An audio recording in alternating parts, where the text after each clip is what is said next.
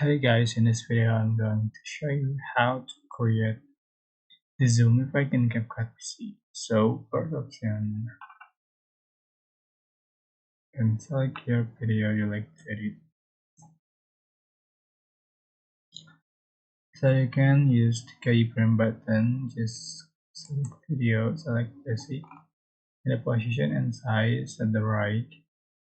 You can find the keyframe button, just click on it and make sure put 40 and the frame, and you can resize just for the scale.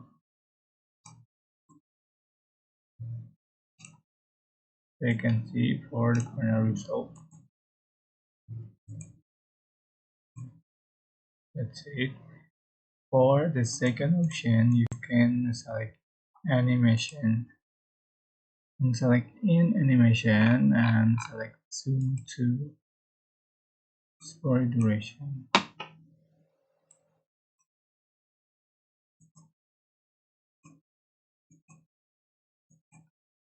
Alright, that's it. I hope this tutorial was helpful for you. Don't forget to like, comment, share, and also subscribe. Thank you so much for watching.